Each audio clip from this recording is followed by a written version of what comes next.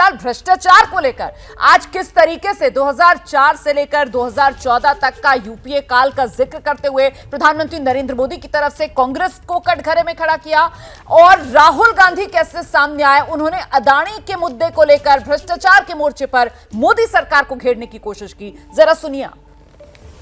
आदरणीय अध्यक्ष, इस बात को हिंदुस्तान हर पल याद रखेगा कि 2014 के पहले का जो दशक था द लॉस्ट डेकेड के रूप में जाना जाएगा और इस बात को इनकार नहीं कर सकते कि 2030 का जो दशक है ये इंडिया डेकेड है पूरे विश्व के लिए।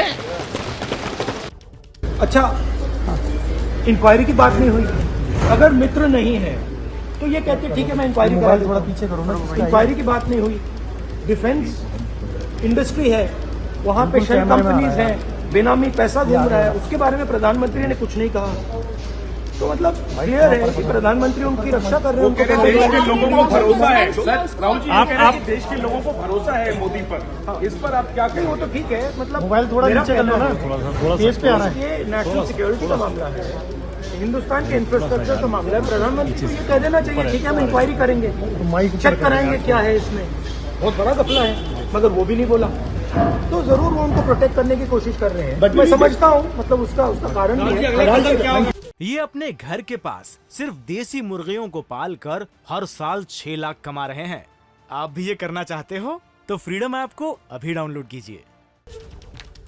हम सीधे रुक करते हैं, सभी खास मेहमान हमारे साथ बने हुए। अपराजिता जी, आपने सुना इस संबोधन के बाद भी जो विपक्ष की मांग है वो जस की तस है। ऐसे में अब सवाल ये कि क्या एक बार फिर से सदन में, संसद में हम उसी तरीके का गतिरोध देखेंगे जैसा अभी तक नजर आ रहा था पक्ष विपक्ष के बीच? क्योंकि अभी भी राहुल गांधी कह रहे हैं कि साहब जांच की बात कह देनी चाहिए थी, जेपीसी की मांग मान लेनी चाहिए थी। अपराजिता जी, देखिए, 2004 से 2014 के दशक की बात आज प्रधानमंत्री जी ने कही और कहा कि यह द लॉस्ट डेकेड के रूप में याद किया जाएगा। मैं कह दूं कि जब ये भ्रष्टाचार की बात करते हैं कांग्रेस वाले तो शोभा नहीं देता है। आप 11 घोटालों के बारे में बात करें, मेरे पास अभी 11 घोटालों की तालिका है और मुझे लगता है 140 करोड़ जनता इन घोटालों से वाकिफ है और जानती है कि कांग्रेस की इसमें क्या भूमिका थी। नेशनल हेरल्ड हो, ऑगस्टा वेस्टलैंड हो, फिर वाड्रा डीएलएफ हो, बीकानेर में जमीन का घोटाला हो, कोयला का घोटाला, आदर्श घोटाला, 2G स्पेक्ट्रम घोटाला, बोफोर्स घोटाला, मारुति घोटाला, किसका नाम लूं और किसे छोड़ दूं, ऐसी स्थिति है। और ऐसे लोगों का नैतिक अधिकार नहीं है कि ये भ्रष्टाचार की बात करें। और आदरणीय प्रधानमंत्री जी जो मुझे लगता है ईमानदारी के परिचायक है, उन पर प्रश्नवाची सृष्टि की जाए। मुझे लगता है जहां तक एक विशिष्ट व्यक्ति और संस्था का सवाल है, देखिए मैं कह दूं कि अर्थव्यवस्था बढ़ रही है, ठीक है, और हम सब का दायित्व है कि सब लोग, जितने लोग हैं, अर्थव्यवस्था को बढ़ाने में मदद करें। और जब अर्थव्यवस्था बढ़ती है तो 140 करोड़ जनता बढ़ेगी। तो इसमें गलत क्या है? अगर हम सब एक साथ बढ़े, अर्थव्यवस्था में सुधार हो, सशक्त हो अर्थव्यवस्था हमारी, सुदृढ़ हो अर्थव्यवस्था हमारी। और आज देखिए, जैसा कि मैंने कहा, मैं पुनरावृत्ति करूंगी, सबसे तेज रफ्तार से चलने वाली अर्थव्यवस्था भारत की है। कोरोना का समय था, रशिया यूक्रेन युद्ध हुआ, उसका जिक्र भी प्रधानमंत्री नरेंद्र मोदी की तरफ से किया गया। मुझे लगता है मोदी जी को आना चाहिए। मोदी जी, यहाँ पर जो बड़ी बात कही जा रही है, अपराजिता जी भी कह रही है, बीजेपी के तमाम नेताओं के संबोधन में भी लब्बो लुबाब यही है कि साहब कांग्रेस पार्टी जिस पर भ्रष्टाचार के इतने दाग हैं, अपने गिरेबान में झांकने की बजाय ये बीजेपी पर सवाल उठा रहे हैं, जो बिल्कुल पाक साफ दामन वाली पार्टी है। और भरोसा जनता को इतना ज्यादा प्रधानमंत्री नरेंद्र मोदी पर, जिसका जिक्र खुद प्रधानमंत्री नरेंद्र मोदी ने भी किया अपने संबोधन में। वो कहते हैं ना सर, जाको राखे साइया मार सके ना कोई, तो मतलब उसी तरीके से जाको जिताए जनता, हरा सके ना कोई, वही हालत आप लोगों की हो गई है।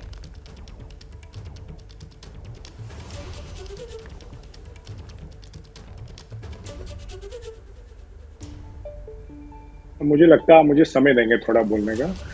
आपका ये कहना है अगर कोई इलेक्शन जीत जाता है तो उससे कोई सवाल नहीं पूछने चाहिए। आप ये कहना चाहते हैं? देखिए, बहुत गंभीर सवाल है। आज बीजेपी पूरी लग गई है अडानी को बचाने में। क्यों लग गई है अडानी को बचाने में? कहीं ना कहीं मोदी जी ने उनको कहा है, मेरे मित्र अडानी को बचाओ।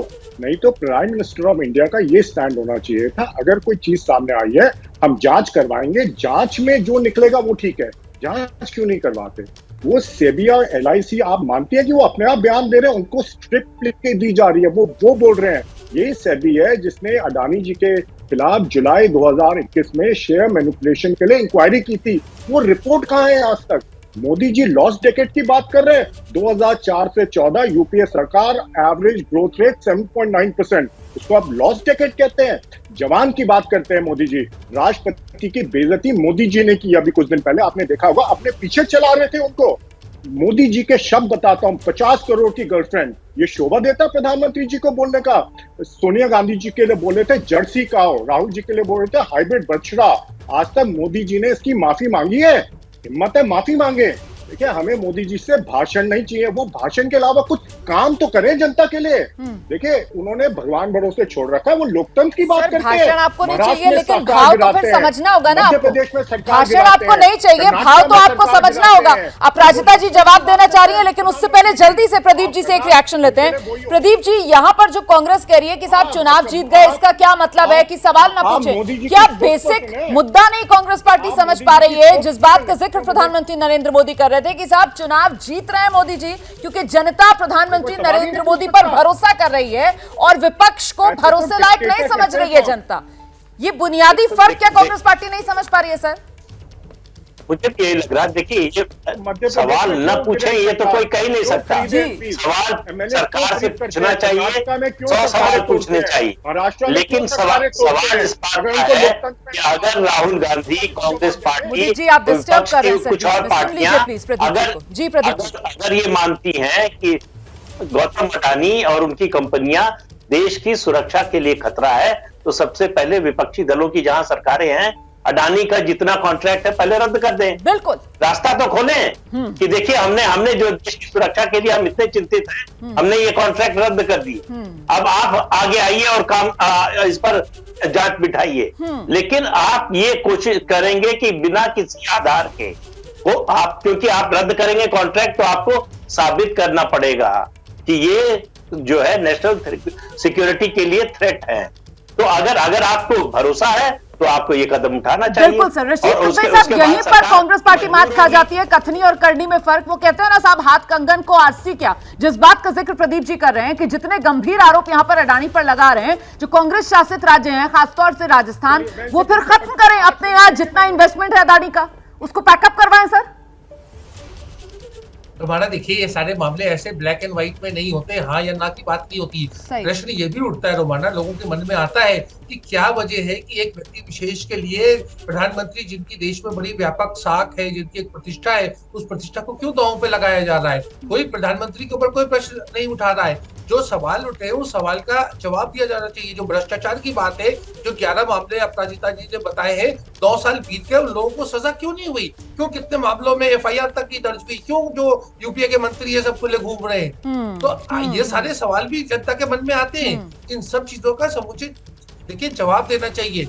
ये बड़ा वाजिब सवाल है सर जो आप उठा रहे हैं प्राजिता जी। आपने इतने यहाँ पर भ्रष्टाचार के मामले गिना दिए, 9 साल से आप लोगों की पार्टी जो है वो सत्ता में है, आखिरकार इन मामलों में जांच क्या हुई? क्या ये मामले सिर्फ और सिर्फ टीवी डिबेट्स में आकर गिनाने के लिए रखे गए? मैडम, आपको याद होगा कि ये जो 3 नाम लेने में भी कष्ट हो रहा है, विजय माल्या, नीरव मोदी और मेहुल चोकसी, इन तीनों ने कब ये कारगुजारी की थी और उन्हें देश में कौन लाया और उनकी जो संपत्ति थी उसे किसने जब्त किया? एक दूसरा मैं पूछ दूं, फ्यूजिटिव इकोनॉमिक ऑफेंडर्स ऑर्डिनेंस किस सरकार ने लाया? मोदी सरकार ने लाया, हाँ या नहीं? तीसरा मैं कह दूं जी, बेनामी लेन देन निषेध अधिनियम ठीक है, किस सरकार के वक्त में हुआ? यह भी मोदी सरकार ने किया था, ये सही याद करें। और चतुर्थ मैं कह दूं इंसॉल्वेंसी एंड बैंक्रप्सी कोड भी हम लोगों ने लाया और हम इनके कार्यान्वयन पर बल दे रहे हैं। चलिए, बहुत बहुत शुक्रिया आप सभी का इस चर्चा में हमारे साथ शामिल होने के लिए। तो कुल मिलाकर बीजेपी जो है वो अपनी लकीर लंबी करती हुई इस रूप में दिखा रही है कि साहब भ्रष्टाचार के खिलाफ एक तरीके से जीरो टॉलरेंस पॉलिसी जो हम लेकर आए, जनता हम पर भरोसा करती है। ऐसे में कांग्रेस जो आरोप लगा रही है वो आरोप बेबुनियाद और जनता विपक्ष के इन आरोपों पर भरोसा नहीं करेगी। ये लब्बो लुबाब आज की इस चर्चा का। बहुत शुक्रिया सभी का हमारे साथ बने रहने के लिए। ये अपने घर के पास सिर्फ देसी मुर्गियों को पाल कर हर साल 6 लाख कमा रहे हैं। आप भी ये करना चाहते हो तो फ्रीडम ऐप को अभी डाउनलोड कीजिए।